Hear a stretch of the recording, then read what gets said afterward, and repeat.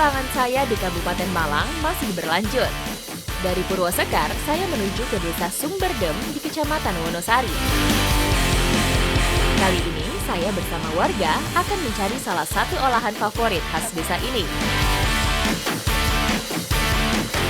Rebung menjadi makanan alternatif favorit bagi masyarakat Desa Sumberdem. Ikuti jejak saya, Jejak Petualang. Banyaknya tanaman bambu membuat masyarakat di sini banyak yang memanfaatkan rebung sebagai kuliner khas. Au! Jangan gitu. Oh iya. Jadi pegang sininya aja. Itu Bawahnya aja. Udah kena. Saya tadi salah pegang. Jadi supaya lebih cepat hilang itu digosok-gosok rambut katanya. Bulu halus yang menempel di kulit bisa mengakibatkan rasa gatal. Apabila digosok atau digaruk, justru akan menancap ke kulit lebih dalam dan membuat rasa gatal semakin parah. Ah, hilang nih. Bener-bener udah nggak ada loh.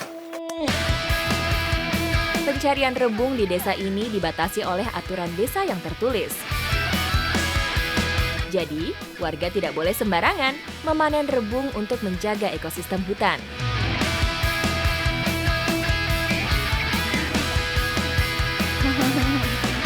Nah ini nih, lebih gede, lebih panjang dia. Kalau tadi itu masih kecil banget, yang ini udah mulai tumbuh ke atas. Rebung atau tunas bambu bisa diambil sepanjang tahun. Namun biasanya memasuki puncak masa panen antara bulan Desember hingga awal Maret.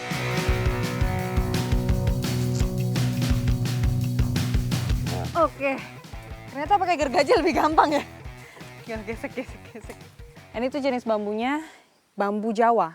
Tapi ada bambu yang lain nggak sih Pak? Ada petung, itu petung ya nanti. Oh itu? Ya. Lebih besar-besar ya? Rebung dari bambu Apa ini jenis ya? petung mempunyai kualitas terbaik dan terkenal memiliki rasa yang sedikit manis dibandingkan dengan rebung dari jenis bambu yang lain.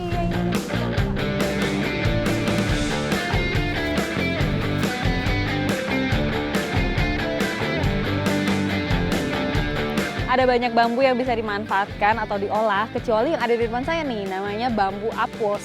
Kelihatan dari pelindungnya yang coklat-coklat ini, itu dia tetap melekat keras sampai ke bagian paling atas. Jadi walaupun dia udah tumbuh ke atas, dia tidak akan rubuh dan ini nggak ngelupas-ngelupas. Oh berarti udah cukup ya Pak?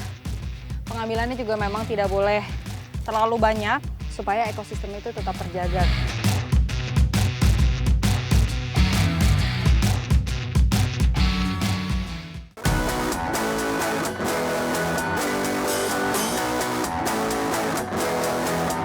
Rebung banyak tumbuh ketika musim penghujan, namun masyarakat desa Sumberdem memiliki inovasi agar dapat menikmatinya ketika musim kemarau. Warga Sumberdem menyebutnya keringking. Nih, kelingkingnya dia memang membutuhkan proses yang panjang biar bisa jadi seperti ini, warnanya kecoklatan. Keringking dapat bertahan hingga bertahun-tahun, asal disimpan dengan kondisi kering dan tidak lembab. Rebung yang sudah jadi kelingking tuh kalau dilihat-lihat ini mirip seperti empal. Tuh, persis banget. Kayak daging.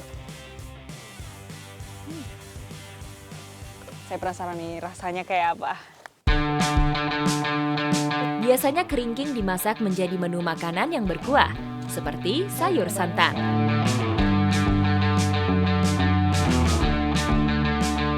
Biar ada rasa asin-asinnya sedikit, kita tambahin garam. Kali ini saya akan masak keringking menjadi satu olahan baru temuan warga di sini, yaitu sate keringking. Udah siap dibakar. Keren juga nih satenya. Proses pembakaran sate keringking tidak memerlukan waktu yang lama.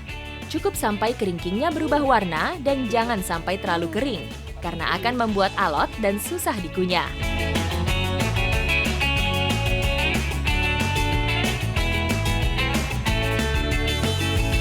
Nih Mbak, saya bawa temennya nih. Oke, Ini apa nasi tuh? tiwul nih. Oh, iya. Khas orang-orang Jawa. Benar. Kali ini saya akan menikmati sate keringking sebagai teman nasi tiwul. Cobain Pak, makan Pak. Sempat dianggap sebagai makanan di musim paceklik, saat ini tiwul justru menjadi salah satu kuliner khas idola masyarakat Jawa.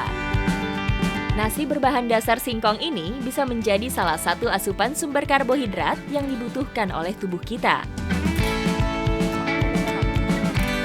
Saya penasaran banget sama rasanya. Ini setelah dibakar mirip dengan paru. Tuh. Nih kayaknya kalau gosong-gosong gini enak nih.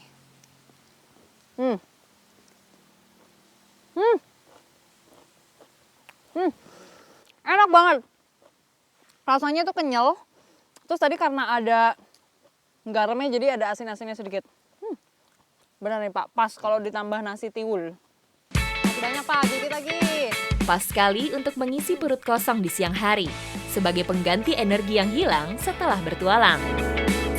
Nasi tiwul ini juga menjadi salah satu perbekalan kalau masyarakat di sini tuh pergi ke hutan. Karena sangat mengenyangkan.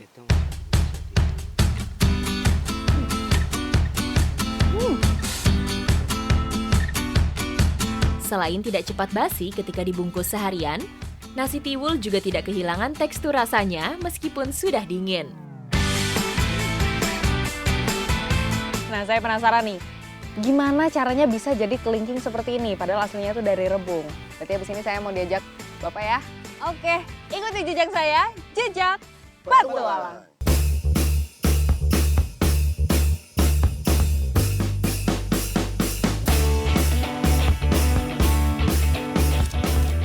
Untuk menjadi kelingking, nih proses pengolahannya dimulai dari rebung yang masih utuh seperti ini.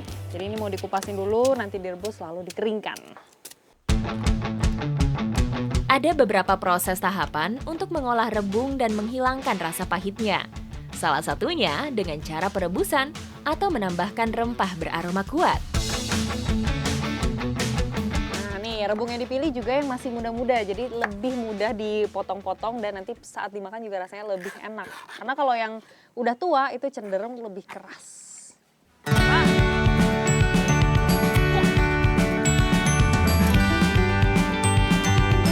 Ini baru dimasukin, warnanya udah mulai berubah agak kecoklatan dan kita tunggu kurang lebih selama 1 jam sampai dia benar-benar lembek nanti teksturnya tuh. Perebusan bisa dilakukan 1 atau 2 kali sampai semua getah rebung bersih dan rasa pahit hilang. Proses ini juga berfungsi untuk membuat tekstur tunas bambu ini menjadi empuk. Kayaknya bentar lagi deh Pak. Ya.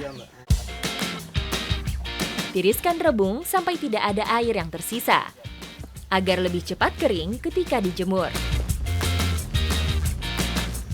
Ini kita keringkan mengandalkan matahari. Pas banget nih, di samping saya juga ada yang dikeringkan dengan cara diasapkan. Makanya warnanya berbeda seperti ini. Dia lebih gelap. Tapi nanti kalau ini sudah mengering, dia akan menyusut juga sama kayak ini. Iya. Keringking merupakan wujud dari kearifan lokal masyarakat kita dalam menjaga ketahanan pangan. Sebuah nilai yang diwariskan secara turun-temurun dan menjadi salah satu rangkaian cerita petualangan saya di Bumi Singosari.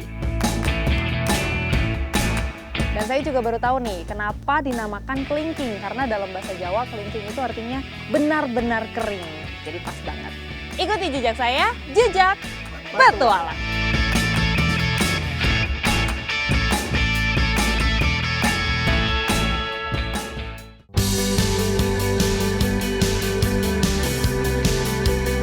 Petualangan saya di Bumi Singosari, Kabupaten Malang masih berlanjut.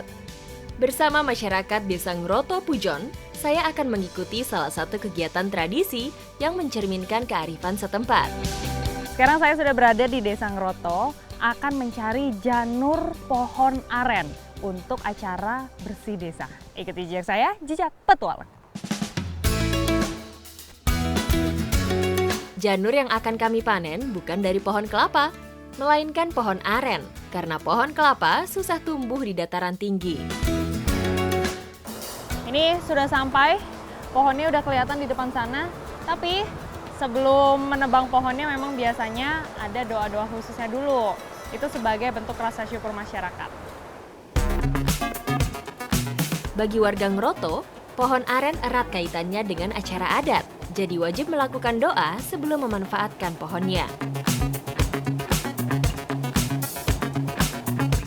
Ini karena pas banget ada di pinggir sungai, jadi otomatis kita harus menebang pohonnya dari arah sini biar jatuhnya juga nanti ke arah sungai, ke arah bawah.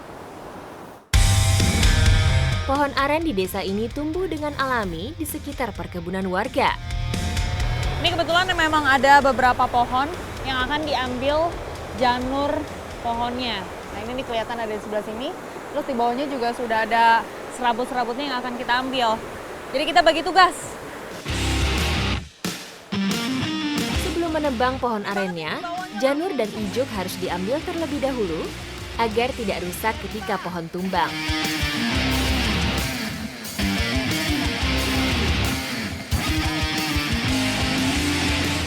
Oh iya. Berat Pak, ini Pak, tolong Pak. Ah, ini dia nih janurnya. Warga biasa memanfaatkan ijuk aren menjadi tali untuk mengikat tiang bangunan. Janurnya udah dapet, ini serabutnya juga udah banyak. Sekarang waktunya mau menebang pohon arennya untuk diambil umbutnya. Semua batang daun juga harus dipotong supaya mempermudah penebangan batang aren. Pak, saya mau coba potong. Mari coba. Gimana Pak? Hati-hati. Oke. Biasa nebang pohon itu pasti pekerjaan laki-laki ya Pak? Yang ibu-ibunya bagian masak aja ya? Sepertinya harus laki-laki. Karena kalau perempuan itu bagiannya masak aja. Ini tadi berat ya? Oke. Ada teknik khusus untuk mempercepat proses penebangan pohon aren, yaitu dilakukan secara melingkar. Yuk dikit lagi Hal yuk. tersebut dilakukan karena kulit luar batang aren sangat keras. Wah! Ya. Padahal kita udah pakai tali dari daun-daun ini biar bisa ditarik, tapi tetap aja malah jatuh lagi ke sungai. Ya Pak, jangan sampai dia hanyut itu Pak, di situ Pak. Oh. Untung aliran airnya tidak membuat batang hanyut.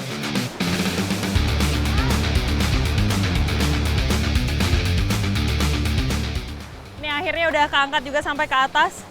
Memang butuh banyak orang untuk angkat karena berat banget.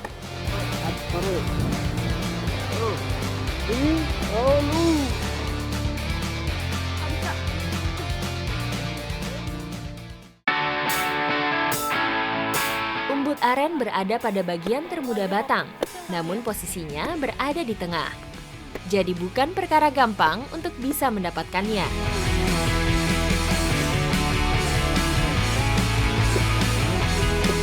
Nah, udah putus nih Pak. Oke. Tinggal belah. Nanti diambil sama ini. Ini juga ada Ya, ini. ada. Sebenarnya umbutnya tuh kecil nih cuma segini. Tapi bagian permukaan luar yang dikupas-kupasnya itu tebel banget. Rasa umbut aren mirip seperti bengkoang, tetapi tidak terlalu berair.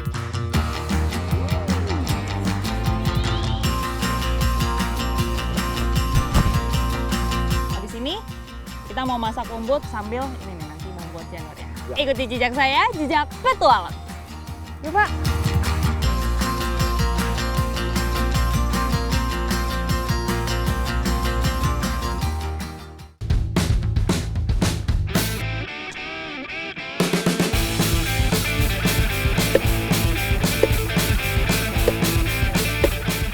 Di depan saya sekarang sudah banyak bumbu-bumbu masakan. Karena umbutnya ini mau diolah menjadi kare umbut. Umbut kare adalah salah satu makanan khas warga desa Ngroto. Makanan berkuah ini biasanya disajikan untuk acara-acara khusus. Sembari saya mengolah umbutnya, beberapa warga menyiapkan janur dan tali aren untuk acara adat nanti. Sambil bapak-bapak nyiapin janur dan juga tali untuk festival, saya bikin masakan nih. Biar nanti bapak kalau udah selesai kita bisa makan bareng. Bumbu perlu dipotong-potong menjadi beberapa bagian agar mempermudah ketika menguleknya. Bagian paling penting dalam masakan kare adalah santan kelapa yang juga akan menjadi kuah kare nantinya. Ini umbutnya udah cukup. Habis ini tinggal kita rebus terlebih dahulu supaya nanti dia teksturnya itu lebih lembut.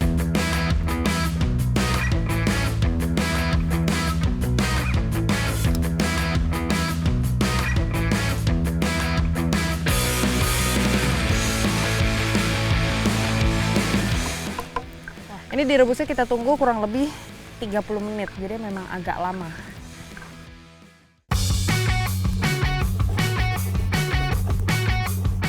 Kalau umbut sudah matang dan lembut, proses selanjutnya tentu saja menumis bumbu halus sampai tercium aroma sedapnya.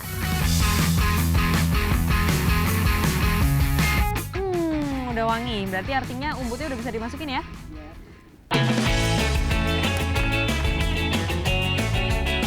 Tak perlu menunggu lama, kare umbut Oke. aren pun sudah siap Bisa untuk dinikmati.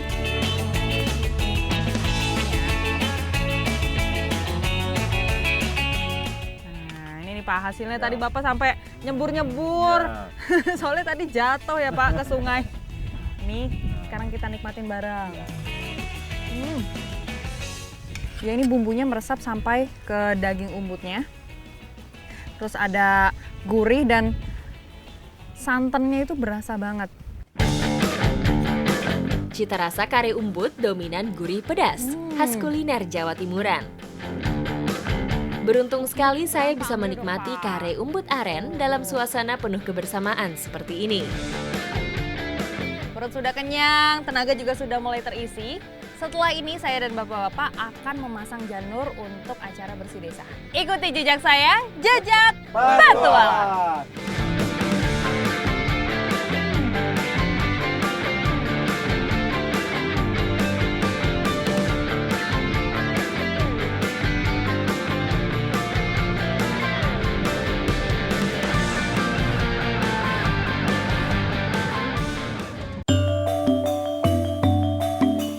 Di sini kita Bagi masak masyarakat Jawa, janur menjadi simbol untuk mengundang tamu atau menandakan sedang diadakannya acara adat. Sebelum memulai acara bersih desa atau selamatan desa, di punden ini memang wajib memasang ini, janur. Janur aren lebih awet dan tidak mudah layu jika dibandingkan dengan janur kelapa. Janurnya sudah selesai dan terpasang dengan rapi. Memang banyak sekali rangkaian acara bersih desa Ngeroto. Salah satunya itu ada karnaval budaya yang akan nanti dijalankan juga ya Pak, dan pastinya seru banget. Kira-kira seperti apa keseruannya? Ikuti jejak saya, jejak Petualang.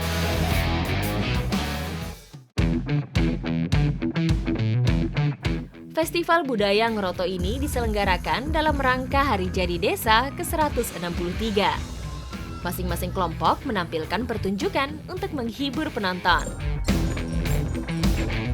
Berbagai seni budaya Indonesia dipentaskan, mulai dari kesenian Jawa Timur seperti kuda lumping, kesenian dari Madura, bahkan hingga kesenian khas Kalimantan ikut memeriahkan acara Festival Budaya Ngeroto kali ini.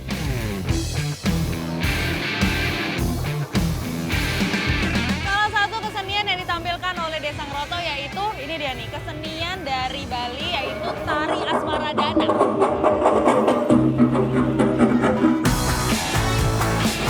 Acara ini dihadiri lebih dari 1.000 orang peserta dan menampilkan 50 pertunjukan. Festival budaya semacam ini merupakan salah satu wujud kecintaan kita terhadap tanah air yang kaya akan tradisi dan budaya. Ikuti jejak saya, jejak Petualang.